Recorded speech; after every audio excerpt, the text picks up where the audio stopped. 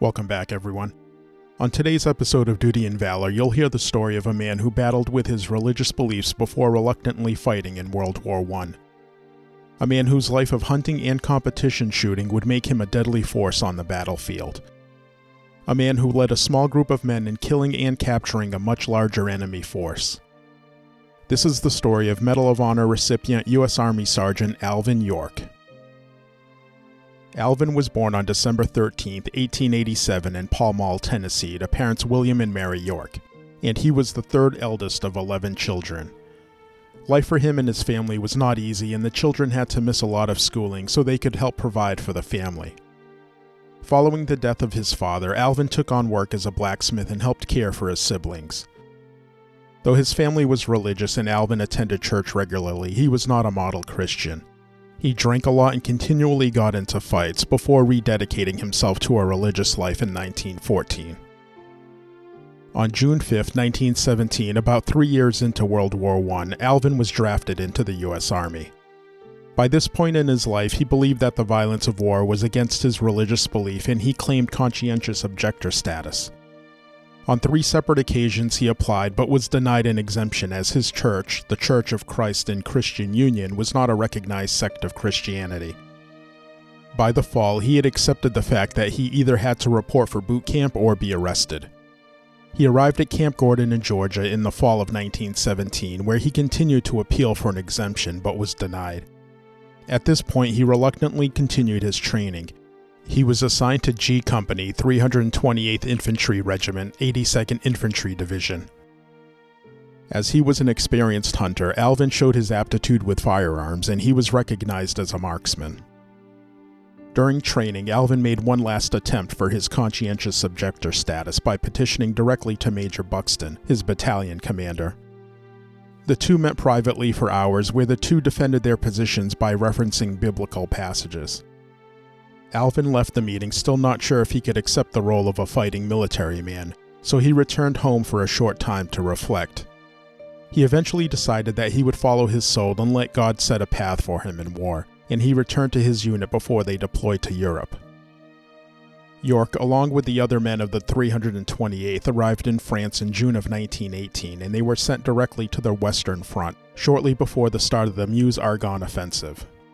This decisive offensive stretched along the Western Allied front and was the last major Allied advance of the war. On the night of October 7, 1918, Acting Corporal York and the other men of G Company found themselves in a wet roadside drainage ditch as they observed other men of the 82nd Infantry attempting to take a hill from the Germans. Hill 223, approximately 40 kilometers northwest of Verdun, was a major obstacle in the Allied attempt to capture a nearby railroad. Though the Germans were well entrenched, they would eventually be pushed off the hill, and the Americans prepared to advance further into the valley. The men of G Company were ordered to gather and prepare for an advance at 0600 on the morning of October 8th.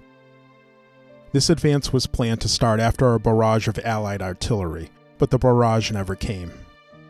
Maybe it was because the valley beneath Hill 223 was covered in fog and they didn't have clear targets, or maybe the battle plan wasn't communicated properly.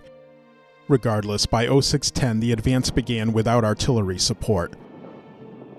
As the Allied troops made their way down the north side of the hill, the valley erupted in heavy machine gun fire. The Germans were guarding the railroad and had long maintained a presence in the surrounding valley, which allowed them to position themselves to effectively direct fire at any advancing force from multiple directions.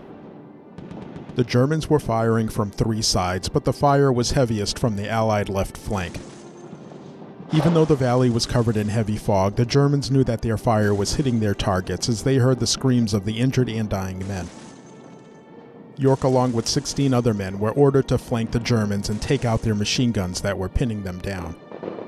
It was reported that the men made a mistake reading their map as it was in French, and they found themselves further behind the German lines than they were expecting. The Americans weren't the only ones surprised by this.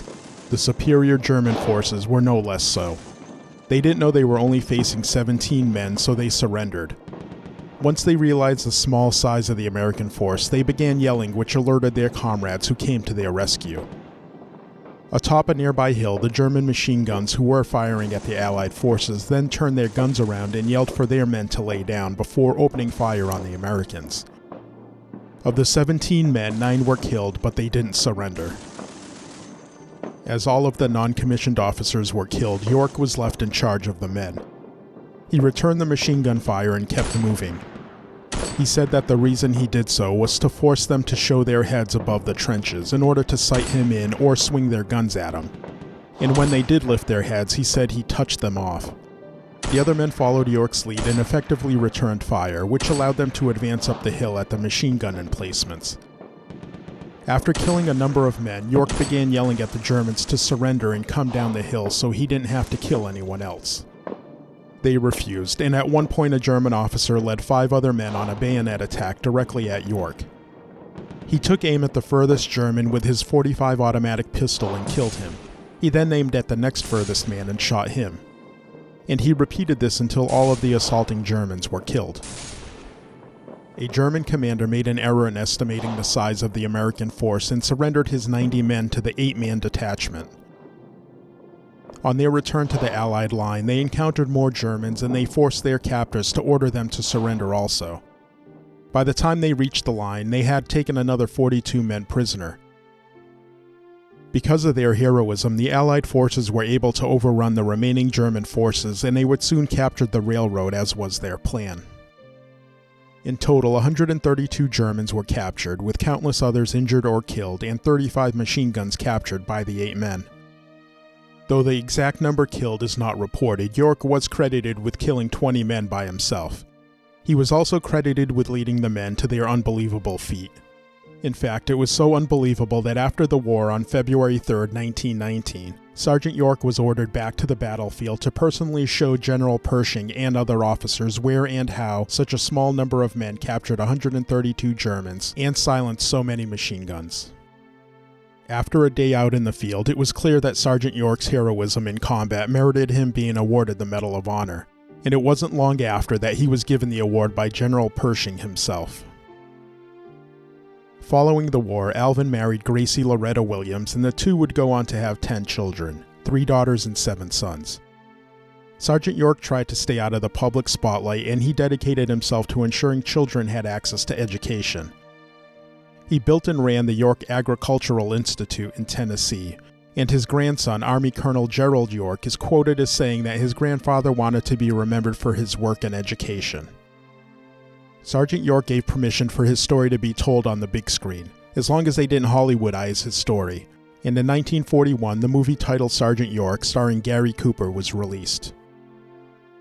When World War II started, Sergeant York volunteered for the U.S. Army but was not allowed into active duty.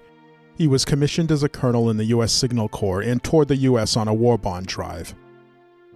As his grandson says, "Through his work, my grandfather's story teaches the next generation about history and heroes. More than his actions on the battlefield, the man behind the medals makes Alvin York's legacy so intriguing." Sergeant Alvin York died on September 2, 1964 in Nashville at the age of 76, and he is buried at the Wolf River Cemetery in Pall Mall, Tennessee. Thank you for listening, and if you enjoyed this week's show, we kindly ask that you follow us and leave a review and 5-star rating. Links to the sources for today's show can be found in the show notes, as well as at dutyandvalor.com.